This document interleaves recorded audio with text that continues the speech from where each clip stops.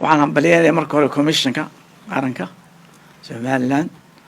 oo xilkii la saaray si hufin oo wanaagsan oo cadaalad oo daacad ka soo baxay. waxaan kaloo hambalyeynayaa shacabka reer Somaliland ee adkayska badan leh. ilaahay subxaanahu wa ta'aala ilaahay subxaanahu wa ta'aala dalkeena inoo barakeeyo waana mahadsantiin sida ilbaxnimada ah ee xilkasnimada ah u gudateen waajibaadkeeni. intaa wixii waxaan hambaleynayaa madaxweynaha la doortay Cabdiraxmaan Cabdilaahi Ciro. Cabdiraxmaan waa saaxiibkay, hadduu midkaa heli lahaa isagu helay. waxaan leeyahay hambaliyo leeyahay ilaahay xilkaasna ha kuu fududeeyo kii dalka u horseeda midnimo iyo baraare iyo aqoonsina ilaahay kaa dhigan leeyahay. anugu waxaan idin sheegay shacbiga reer Somaliland anugu waxaan qarankan u imi dalkan u imi inay qaran noqotaan ummad jirta baynu ahayn Soomaali ugu madaxweyn ugu taajirsan ugu ilbaxsan. dowladnimadayna waxaan ku sadqaynay dhanateen Soomaali weyn la yiraahdo. abaalkeena wuxuu noqday in la xasuuqo. anigoo taa ka tiraacaya waa ogeydin anugu madaxweynihii u horeeyey ilaahay naxariistay dalka xoreeyey Cabdiraxmaan Axmed Cali waan taageeri jiray. waxaa ku xigay محمد حاج إبراهيم قال وأنا قلت تاجر الدجال كله قاعدين جود النبضة كشقي أصحاب تمكي الجديدين وأنا بحسب أولي ساس من قرب تاجنا خيالنا وحنا هنيجي قرب تاجنا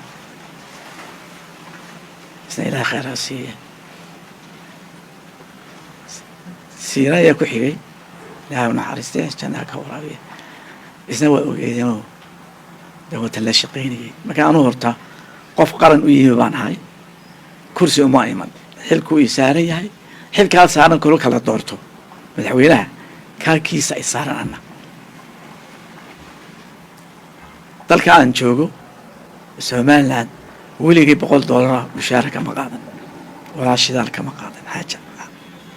بريبا كاي الحمد لله رب العالمين. وحن ترى موجاني دل كياس وحي ترى مجرو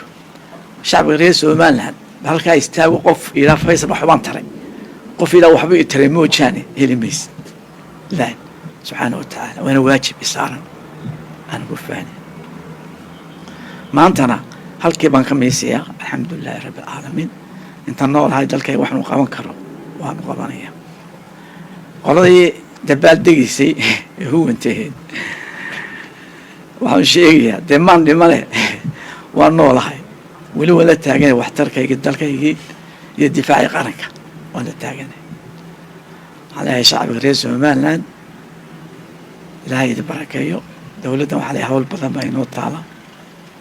hawsha noo taala kow waxa weeye dadka si loo mideyn lahaa dadku sida quraarad shabtay ayaa dhulka lagu dhuftay waxay noo dhiseen ma jiro institution dhiseen ma jiro goorti ma jirto baarlamaan ma jiro national qabaal baa loo kala fadhiya hawl badan jabad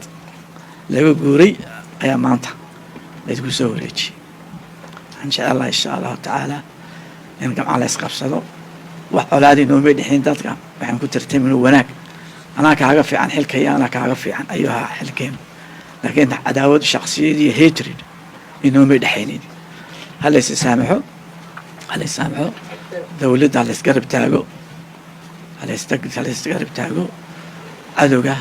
wuxuu ku dhimanayaa midnimadeena ku dhimanaya insha Allah ta'ala waan xabaari doonaa adoogan uu jaabi doonaa